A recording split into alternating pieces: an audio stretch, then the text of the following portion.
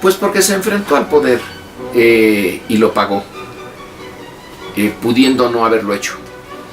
Le hubiera sido más fácil seguir como director de Excelsior si no hubiera, y hasta eso, que retó al poder con mucho cuidado a Díaz Ordaz. Él nos lo dice, ¿sí? Él hace sus confesiones muy claras por ejemplo, en su libro Los Presidentes. Muy mea culpa. Sí, bueno, era deferente, claro, no le aceptó ciertos obsequios y reportó el 2 de octubre de una manera que fue vista, mal vista por el poder. Pero es que sí se atrevió a enfrentarse, pero era un enfrentamiento dentro de ciertos límites. Pero en fin, en un mundo de obsequiosos, en un mundo realmente servil, el que tomara cierta distancia del poder Scherer lo hace excepcional. En otro sistema político, si estuviera el mismo año Scherer en Australia o estuviera en Estados Unidos, no hubiera sido nada excepcional. Hubiera sido un director de periódico igual que muchos otros. Fue el haber, digamos, arriesgado una fórmula con un tanto de independencia en un periódico nacional. Si hubiera sido nada más un columnista, si hubiera tenido un periódico secundario, pero tenía el periódico nacional, ese Excelsior y el Universal, pues eran los de más tradición en ese momento, los más importantes. Había otros, sí, pero estos eran, digamos, los buques insignia de la flota periodística mexicana, y uno de ellos, Excelsior, toma una cierta distancia y se lo va a cobrar. Tardó el tiempo el sistema en cobrárselo, pero fue creciendo, quitarle publicidad, es decir, quitarle ingresos, luego propiciar el boicot para que la iniciativa privada, que siempre en ese ambiente era también obsequiosa al poder, porque todos los de la empresa privada dependían más o menos de la buena voluntad del gobierno. Y finalmente ya llega con el final del sexenio de Echeverría el golpe. De las formas que sabía darlo el gobierno, no era necesario asesinar a Scherer, simplemente quitarle los terrenos que la cooperativa de Excelsior consideraba importantes, y entonces le minan su base de apoyo dentro de Excelsior. Pues bueno, Maquiavelo así lo dijo: tú puedes matar al padre de alguien, pero no le toques su bolsillo. Igual los cooperativistas de Excelsior pues no eran héroes y se doblegaron, pero clarito. Echeverría triunfa, pero estamos en un momento en que el sistema ya tiene que cambiar, ya dio de sí, ya está muy desgastado.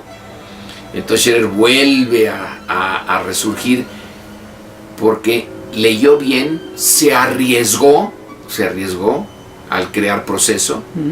Hubo un grupo que lo apoyó, tuvo ya una base que le apoyó porque ya el sistema estaba cambiando, y entonces eso acelera la evolución hacia lo que creíamos que iba a ser mejor en el sistema político mexicano, y en todo eso Scherer está a la cabeza. Entonces sí, es una figura importante porque se atrevió, aunque no fue un revolucionario, no fue quien retara a fondo al sistema, lo retó un poco, y eso le costó.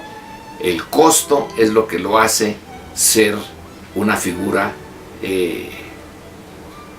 importante. Ya quedó en la historia, nadie le va a poder quitar nunca ese lugar.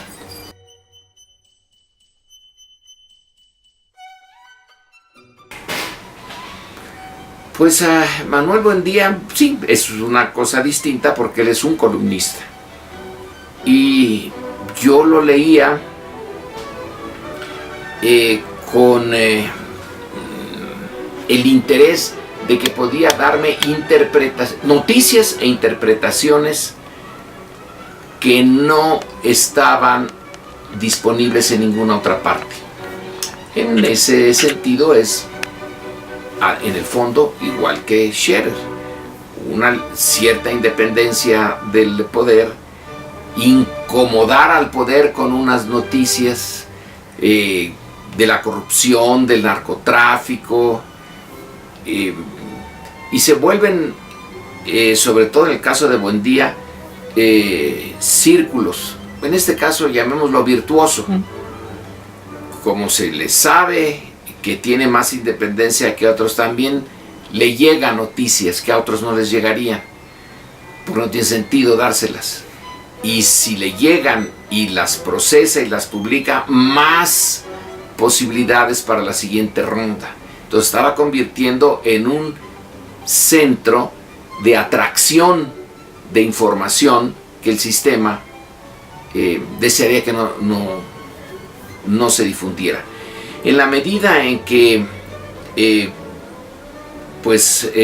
conocimiento es poder, el tener conocimiento de las cosas que el sistema quiere ocultar es tener poder también. No el poder de decisión que tiene un presidente, un secretario de Estado, un gobernador, pero es poder de incidir en los procesos políticos. Y es hacer política sin tener poder formal.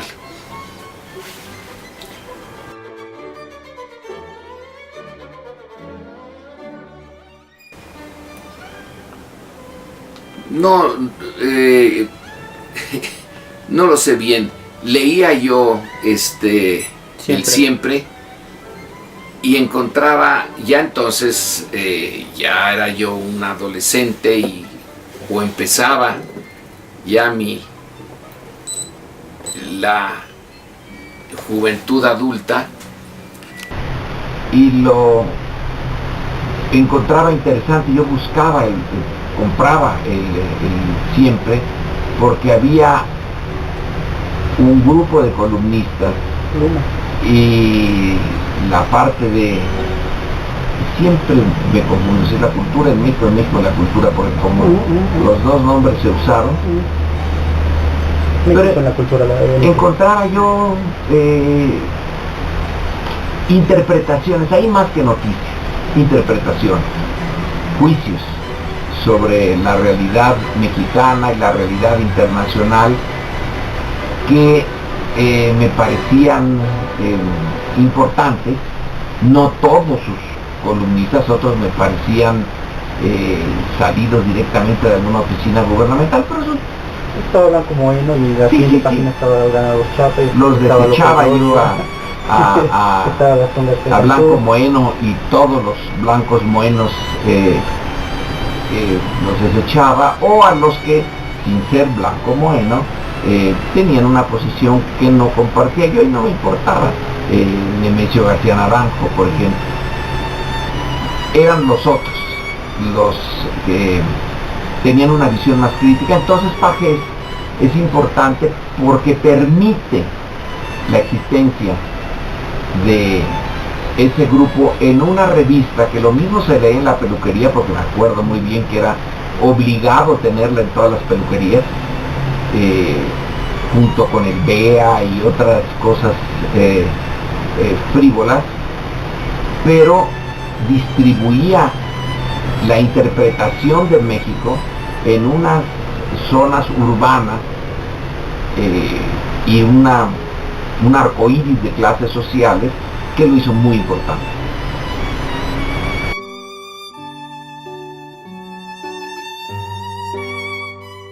Bueno, él sí es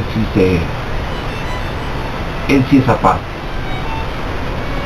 Él, los intentos que hizo de tener revistas y ser él el director de un grupo, etcétera, creo que no cuajaron. Nunca porque para tener esas revistas como Pajés hay que hacer concesiones al gobierno, hay que serle atractivo en algunos casos y obsecuente. Con el Granados era menos obsecuente. Entonces Granados es importante por sí mismo, no como director de Excelsior o director de Siempre, sino como el columnista, y que con el paso del tiempo fue él se adecuó muy bien a los tiempos, en la medida en que el sistema iba decayendo, el sistema autoritario, priista, presidencialista. Él iba en la punta de la ola para dar una interpretación, no una interpretación extraordinariamente radical. Él viene de un contexto católico y no se identifica con la revolución mundial ni nada por el estilo, pero sí se identifica con el esfuerzo por confrontar la omnipresente corrupción en el sistema mexicano. Y cuando cambia el autoritarismo, eso ya no es el tema del temporal que le interesa, pero Granados fue para arriba hasta el día que murió. Se hizo más agudo, más capaz de interpretarnos la realidad, y el respeto y admiración que se ganó de su público nunca decreció, siempre fue en aumento hasta el día que desapareció.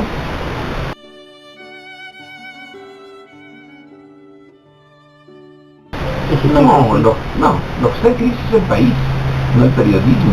Está en crisis, que está en crisis el país, todo está en crisis, incluso el periodismo. Sí y no, porque el periodismo puede estar mejor cuando hay crisis. Es más interesante el país.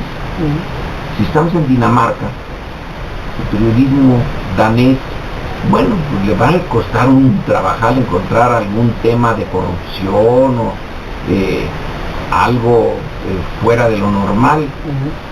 Aquí todo es anormalidad, aquí no se necesita mucha imaginación para entrar a temas escabrosos. Se necesita decisión, bueno, una preparación, inteligencia y sobre todo decisión. No, yo no lo veo en crisis, yo lo veo mejor que otras veces. Es más plural, hay más fuentes y publicaciones a las cuales recurrir, hay escuelas de periodismo, hay una buena cantidad de gente que quieren ser periodistas, y está todo el arco iris de los conformistas y hasta llegar a los inconformes. Es un periodismo que vive en situaciones de peligro, eso sí, pero no de crisis. Hoy se señala en las noticias el número de periodistas muertos o desaparecidos. Es una producción peligrosísima, pero una cosa es que sea peligrosa y otra que esté crisis.